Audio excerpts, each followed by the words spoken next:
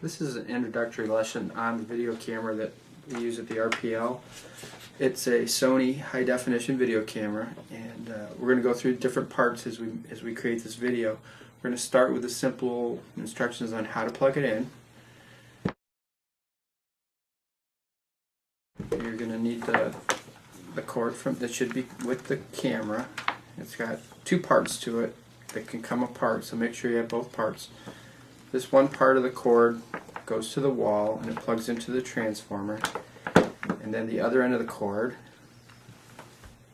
which has a triangle on it, goes into the back of the camera.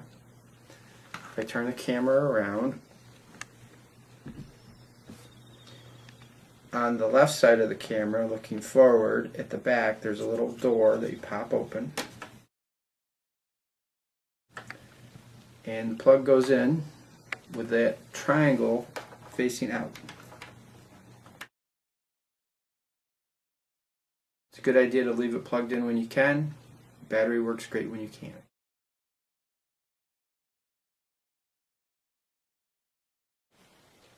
Okay, now that you know how to plug the camera in, let's talk about the battery for a minute. I'm going to unplug the camera, close that door back up. Notice the battery is right here, and you probably should just leave the battery in the camera, because the way you charge the battery is just to plug the camera in and leave the camera off, and it will charge the battery. The battery release button, if you do need to change batteries, is right here, and you take that, press that button, and take your battery out. Simple as that.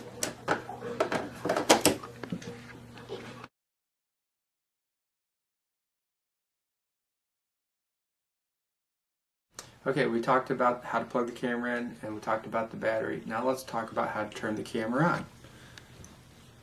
This is the switch that will do all the functions for the camera, and there's a green button that needs to be pressed to move the switch up and down.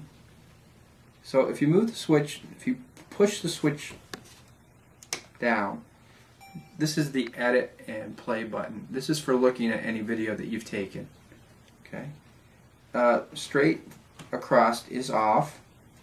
The next one down says tape, and that's what you're probably going to use to record, because we are using the tape inside the camera to record to. Another one below that says memory stick, and you can record to a memory stick on this camera, but we don't have one for it right now. So this is your record setting. Now the red button is your record and pause button. So as you're recording tape, when you want to record, you press the red button, and when you're done recording, you press it again to pause the tape.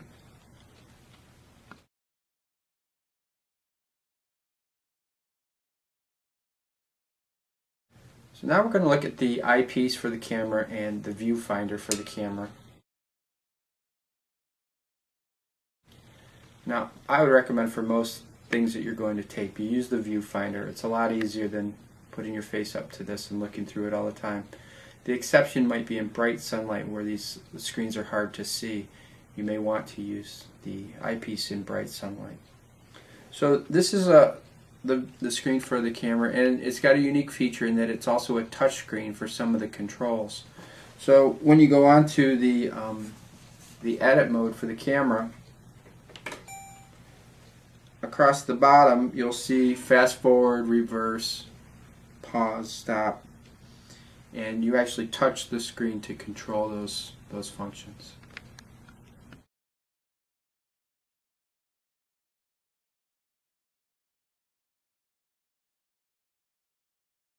Okay, now we're going to talk about the microphones you can use with the camera. There's two basic mic setups. This is a directional microphone, and it works really well. The good thing about this is it picks up the sound that it's pointing at, kind of like a flashlight, only illuminates where you point it at, which is nice because you don't want to pick up background noise in the room. The alternative to that is this wireless handheld mic.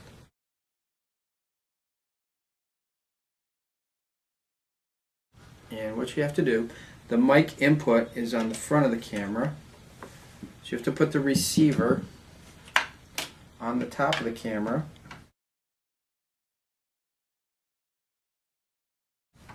and screw it in, and then you take the plug it into the mic input, and you want to turn it on and pull up the antenna for reception. And then you just use this mic like you generally would use a microphone. It should work really well.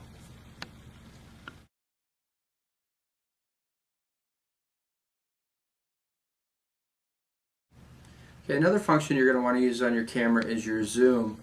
And to go tight, you press forward on the button for the T, and to go wide, you press back on the button and go wide. And you can zoom in and zoom out a lot. This camera's got a really nice lens. You can take a shot from far away and zoom up pretty well. So it's a nice feature. There is a photo button. If you just want to take a still photo, you just press that button and it will record a shot, one shot.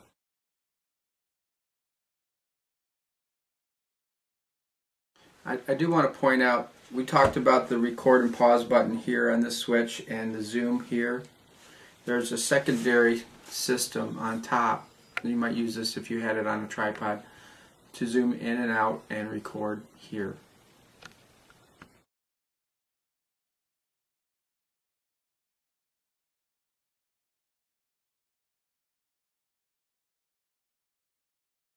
It's important to know the proper way to take a tape out and put a new tape into this video camera, because you could damage the video camera if you didn't know what you were doing. The tape goes in this part right here, and there's a release switch that you pull back and open the door. Now this is a little robot, and what you need to do is be patient and let it do its work. Once this pops out, you can take a tape out. You put the tape back, a new tape in, slide it in there, and then it says push right here, and you push it closed and you wait. And after it's lowered itself down, you close the door.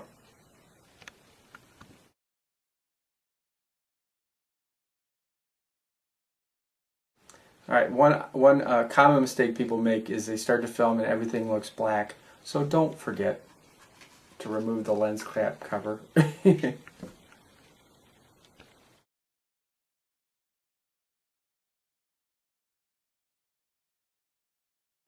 Okay, you've recorded your video and now you want to edit it, maybe put it on a DVD or save it as a file that can go on the internet. So what you're going to need to do is hook the camera to the computer which edits the video. To do that, we use this thing called a FireWire, and it's a special cord that allows the camera and the computer to interface.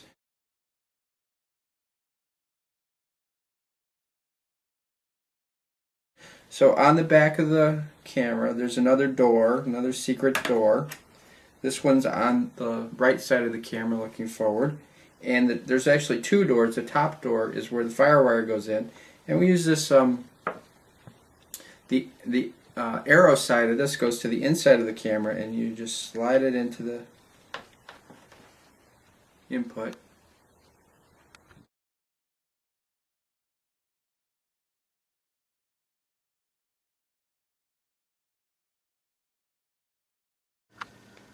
So once your FireWire is connected to the back of the camera, you need to connect it to the computer.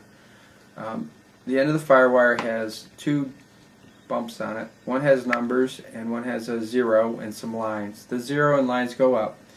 And you put it into the port, the third port from the back of the computer. This is your power port, this is a LAN network port, and this is your FireWire port. So it's the third one, and it plugs into the computer like this. Now you're good to go.